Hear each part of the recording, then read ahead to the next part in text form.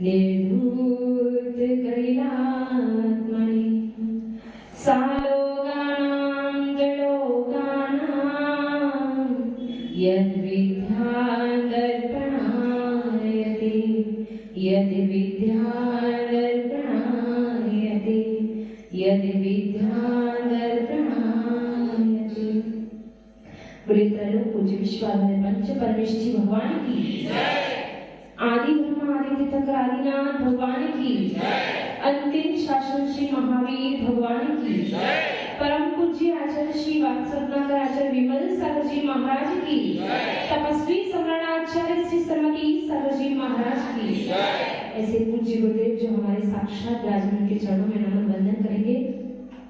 अध्यात्म योगी मेरा तुमको नमन, जीवन के शिल्पी तुमको नमन, जीवन के शिल्पीकार तुमको नमन, मुक्ति के बंधु तुमको नमन, तू ही मुझे पालनहारा अभिराम है, तू ही मुझे पालनहारा अभिराम है, सुंदर सागर गुरुवर तू महान है, सुंदर सागर गुरुवर तुम्हें प्रणाम है।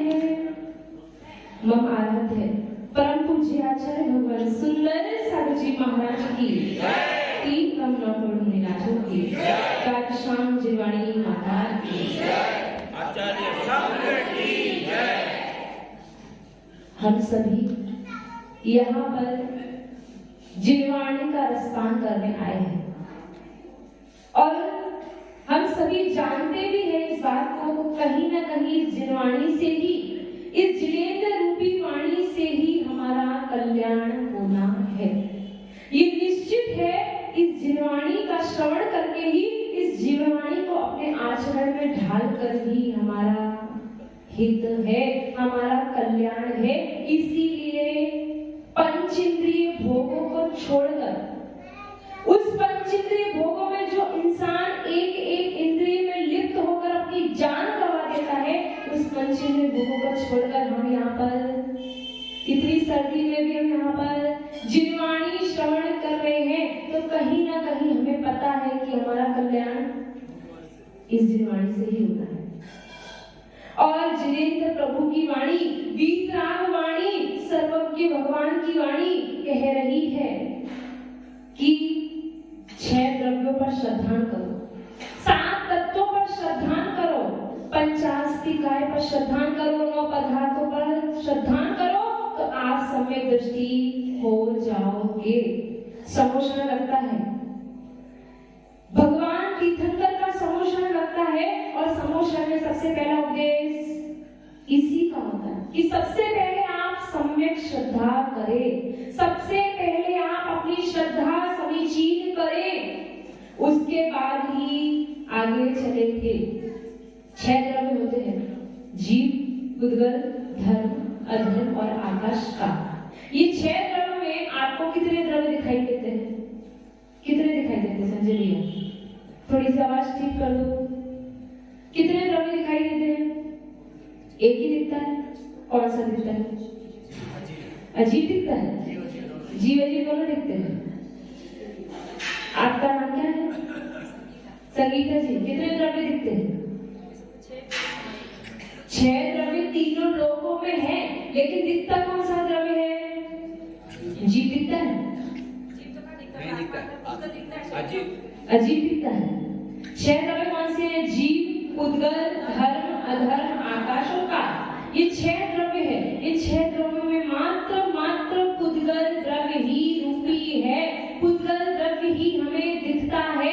बाकी शेष जीव, धर्म, अधर्म, आकाश और काल, ये द्रव्य हमें दिखते नहीं है। तो दिखते नहीं, इसका मतलब श्रद्धा नहीं करना। इसीलिए हमारे आचार्य, इसीलिए हमारे भगवान कहते हैं पहले श्रद्धा करो। धर्म द्रव्य दिखता है क्या? धर्म द्रव्य यानी जो जीव और पुद्गल को चलाने में सहकारी है, वो है धर्म द्रव्य। अधर्म द्रव्य जो जीव और पुद्गल को ठहरने में सहकारी है, वो है अधर्म द्रव्य। उदासीन रूप से जो ठहराने में और चलने में सहकारी है, वो धर्म अधर्म द्रव्य में दिखते हैं। नहीं दिखते, तो अब क्या करना? कैसे श्रद्धा करना? दिख तो नहीं रहा है, जब हमें वस्तु दिखेगी नहीं तो मानेंगे कैसे? इसीलिए हमारे भगवान कह रहे हैं पहले श्रद्धा करो, और श्रद्धा नहीं करोगे तो आगे, जब श्रद्धा नहीं होगा, जब सम्यक दर्शन नहीं होगा तो सम्यक ज्ञान नहीं होगा, और सम्यक ज्ञान नहीं होगा तो सम्यक चारित्र भी नहीं होगा, और जब इन तीनों की एकता नहीं होगी तब तक रत्नत्र की प्राप्ति नहीं होगी, और रत्नत्र की प्राप्ति नहीं होगी तब तक मोक्ष की प्राप्ति भी नहीं होगी। इसीलिए पहले अपनी श्रद्धा समीचीन करो।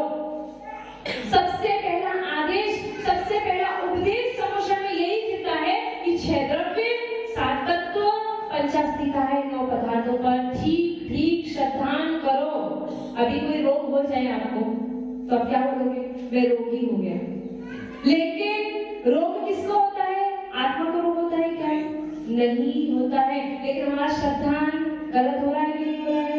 हम जान रहे हैं कि आत्मा को रोग नहीं होता, लेकिन उसके बाद भी हम जानते हैं कि शरीर और आत्मा अलग है, उसके बाद भी जान रहे हैं आत्मा को रोग नहीं हो रहा है, शरीर आत्मा अलग है, उसके बाद भी जब कोई रोग हमें हो जाता है तो हम क्या कहते हैं? हम रोगी हैं, हम बीमार हो गए हैं।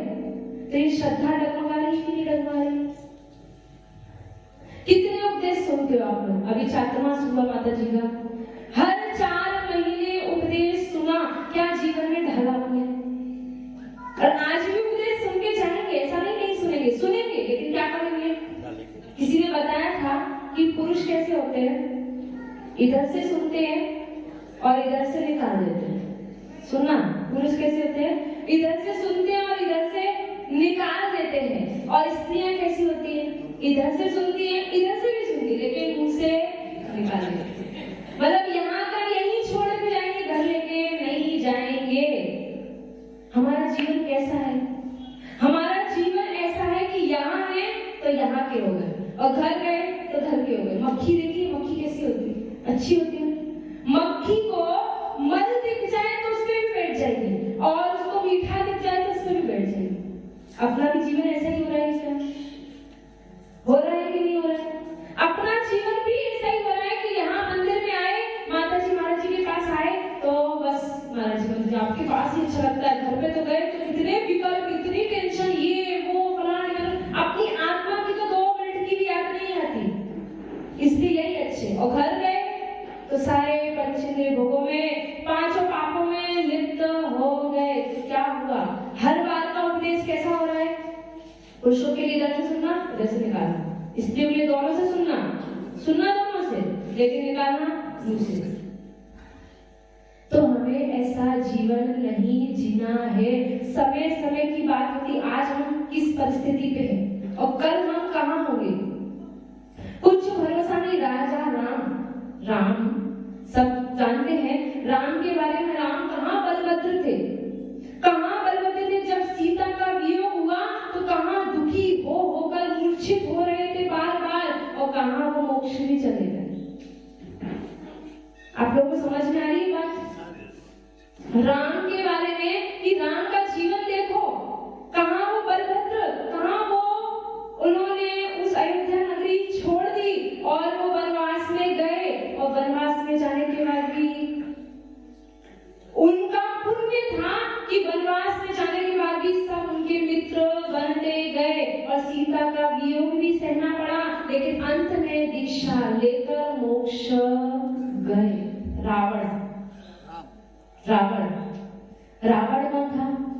अर्ध चक्रवर्ती। रावण पूर्व में मुनि था, और मुनि बना था तो वो चाहता तो उसी वजह से मुनि मोक्ष जा सकता था, लेकिन उसने गलती क्या कर दी? उसने निदान कर लिया उस पूर्व में कि मुझे अर्ध चक्री पद को प्राप्त करना है, और निदान किया तो अगले में वो रावण बन गया, और रावण बन गया लंका का राजा, अर्ध चक्रवर्ती। 18,000 रानियां थी उसकी, और वो रावण कहाँ अर्ध चक्रवर्ती, कहाँ इतना वैभव। और एक दिन ऐसा आया कि सम्यक दृष्टि था, जिनेंद्र प्रभु का भक्त था, सच्चा भक्त था। और आज हम भी इतने बड़े भक्त नहीं हैं। अभी हमें कहीं कोई तकलीफ आ जाए, कहीं कुछ आपदा आ जाए तो हम तुरंत इधर उधर माथा टेक लेंगे, लेकिन रावण ऐसा नहीं था। लेकिन उसका नियोग था कि अर्ध चक्रवर्ती जो होते हैं उनको नरक में ही जाना पड़ता है, और ऐसा नियोग था कि कहाँ साम्राज्य, कहाँ वैभव और कहाँ एक दिन नरक का पात्र बनना पड़ा उसको, ये राजा रावण। उसके बाद समय बदलते देर नहीं लगती है। विभीषण, विभीषण कौन था? रावण का भाई, रावण का भाई था। जब रावण सीता को हर कर लेके आया तो विभीषण ने बहुत प्रयास किया, उसको समझाया कि इसको छोड़ दो, सीता को छोड़ दो, लेकिन रावण ने नहीं सुनी। क्यों? विनाशकारी विपरीत बुद्धि, उसको समझ में नहीं आई। एक बार उसने अंत में सोचा भी कि मैं सीता को छोड़ देता हूँ, सीता को छोड़ देता, लेकिन कहाँ की बात आ गई? अहंकार। अगर मैंने आज अगर छोड़ भी दिया तो क्या लोग मेरे पे हंसी करेंगे? ये देखो रावण की दिशा। विभीषण, उस विभीषण ने रावण को बहुत समझाया, लेकिन जब वो नहीं समझा तो उस विभीषण ने उस अपने भाई रावण का भी साथ छोड़ दिया और कहाँ गया? राम के पास। देखो समय बदलते देर नहीं लगती। आज आप कहाँ हो और कल आप कहाँ थे और कल आप कहाँ होगे, ये समय समय की बात। इसलिए कहते हैं कि समता भाव। इसलिए हमेशा क्या कहते हैं? राग द्वेष नहीं करना। अति राग करोगे तो द्वेष भी होगा, और द्वेष होगा तो समता भाव नहीं होगा, और जब ये समता भाव नहीं होगा तो आत्मकल्याण नहीं होने वाला है। चारुदत्त सेठ, से सुना है? स्टोरी सुनी है? उस चारुदत्त सेठ, कहाँ वो सेठ था और कहाँ वो रोडपति बन गया, और कहाँ करोड़पति बन गया, और कहाँ वापस रोडपति। यानी समय का कुछ भी निर्धारित नहीं है कब क्या हो जाए। चारुदत्त सेठ 20-25 वर्ष तक उसको विकार वासनाएं, उसको पंचदेव भोग, ये सब कुछ भी नहीं जानता था, लेकिन उसकी माँ ने उसको उनमें लगा दिया, उन विषय भोगों में लगा दिया, और ऐसा लग गया वो कि वैश्या से ही प्रेम करने लगा, और उसने पूरी संपत्ति लुटा दी। और फिर जब उसको होश आया तो उसने फिर संकल्प किया कि मैंने जो भी किया है वो गलत किया है, और फिर वो अपने लक्ष्य को पाने के लिए आगे बढ़ता है। वापिस से रोडपति से करोड़पति बनता है, और फिर वापिस से दीक्षा लेकर स्वर्गगामी हुआ। मतलब मैं ये कहना चाह रही हूँ कि समय का कुछ भी पता नहीं है। आप कितने समय से प्रतापपुर में साधु आते रहते हैं, आप उपदेश सुनते रहते हैं, लेकिन हम गलती काम करते हैं, यहाँ का यही छोड़ के जाते हैं। हम अपने जीवन में उतारने का प्रयास नहीं करते हैं। कम से कम आप साधु धर्म नहीं कर सकते, साधु धर्म का पालन नहीं कर सकते, लेकिन श्रावक धर्म का तो पालन कर सकते हो। आपके 6 आवश्यक है, कौन से है संजय भैया? 6 आवश्यक कौन से? एक मिनट सर, संजय भैया पूछो।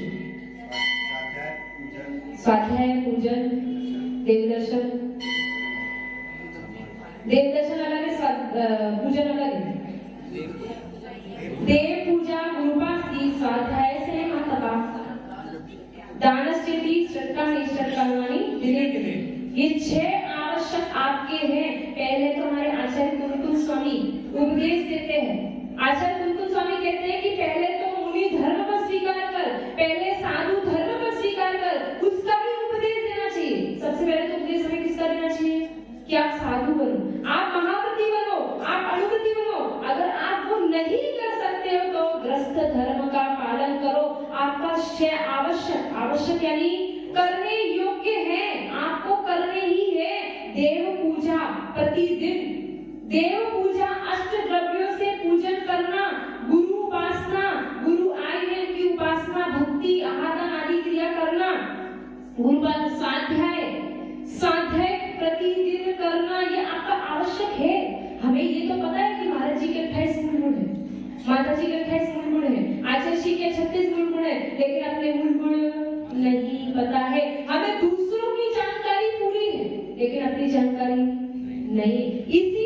जहाँ है वहीं है, वहां से आगे नहीं बढ़ पा रहे। इसका कारण बस यही है।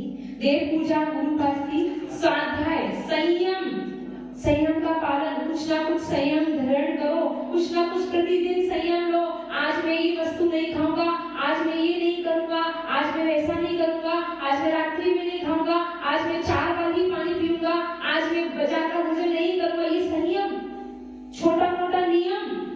और संयम के बाद तब क्या करोगे? क्या करोगे? व्रत आदि करना, या फिर साधु को आहार दे रहे हैं तब तक मेरा चारों प्रकार का आहार पानी का त्याग। साधु जब तक खड़े हैं तब तक उनके साथ में खड़े होकर आहार दूंगा, यही तप है। और दान, 4 प्रकार का दान, ये आपके आवश्यक है। आप नहीं करोगे तो जहाँ हो वहीं रहोगे। समय बदलते देर नहीं लगती, समय समय की बात है, कब कौन कहाँ था, कब कहाँ हो जाए। इसीलिए कभी भी अहम भाव नहीं करना। आज अपने पुण्य पर, कल अपने पाप कर्म का भी उदय आ सकता है। इसीलिए आपको ये मनुष्य पर्याय मिला है, अपना मनुष्य भव का प्रयोग करो। आचार्य कहते हैं हथेली पे आया हुआ अमृत नष्ट हो गया, यानी मनुष्य भव में आपने धर्म नहीं किया तो हथेली पे क्या आया था? अमृत, और आपने क्या किया? उसको नष्ट कर दिया। ऐसा मत करो, अपने जीवन का प्रयोग करो, अपने जीवन में सद्धर्म का पालन करो और एक दिन मोक्ष की यात्रा करो। मेरे परम पूज्य आचार्य सुंदर सागर जी महाराज की